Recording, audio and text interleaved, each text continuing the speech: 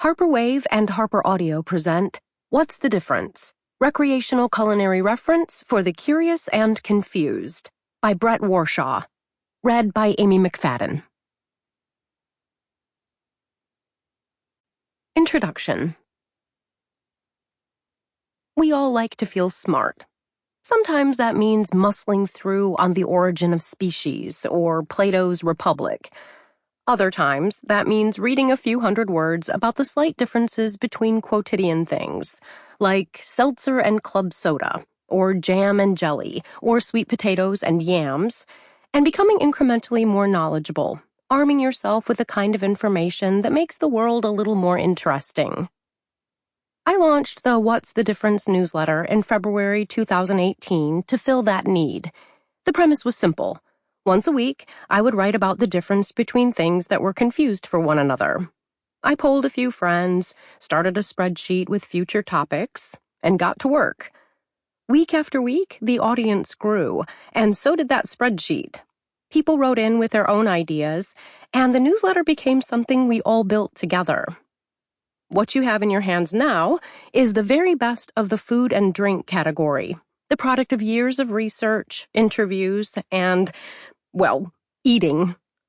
Whether you're a chef, a passionate home cook, or someone who would drink Soylent for every meal and be absolutely thrilled about it, I bet you'll learn something new.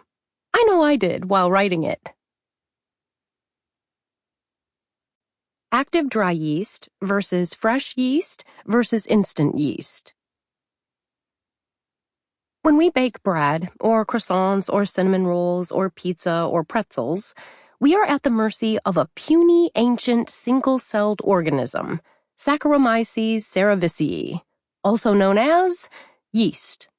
It's a humbling experience, really, if you've ever had to try to convince yourself that the leaden, insulator foam-textured focaccia you just made isn't really that bad, while staring at the fluffy, ethereal versions on the internet.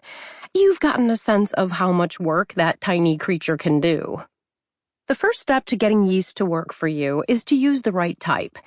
The three options: fresh, active dry, and instant. Fresh yeast is light, soft, and extremely perishable. It needs to be kept in the fridge and only lasts a few weeks. It's 70% water by weight, and 100% of the yeast cells are living and active. That means that it needs no proofing. You can crumble it right into the recipe. As for the flavor, while all yeast tastes, well, yeasty, fresh yeast is decidedly more so. It's a little more floral, a little more noticeable, says baking expert and cookbook author Erin McDowell. If you gave me 3 things made with the 3 kinds of yeast, I'd be able to pick out the one that's fresh. Active dry yeast is granulated and sold in glass jars or individual quarter-ounce packets.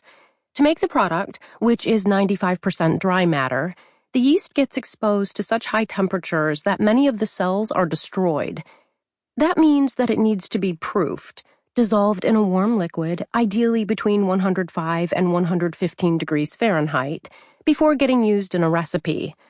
The liquid sloughs off the dead cells and exposes the active living ones, which start happily making bubbles when they're ready to go.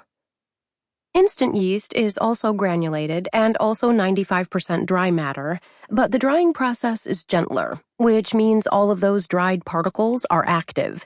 It therefore doesn't need to be proofed and can be added straight into a recipe. Instant yeast also works quicker than active dry yeast, with a rise time that's approximately 50% speedier. That, plus eliminating the time spent staring at your proofing liquid trying to decide if there are actually bubbles or not, can save you some time in the kitchen. Now for the big question. Can you substitute one type of yeast for the other? Kind of. McDowell recommends keeping fresh yeast in its own category and only swapping it in for the granulated stuff if you really know what you're doing. But if you have instant yeast and need active dry, according to modernist bread author Nathan Myhrvold, you can multiply the amount by 1.33. If you have active dry yeast but need instant yeast, multiply it by 0.75. Aioli versus mayonnaise. Sample complete. Ready to continue?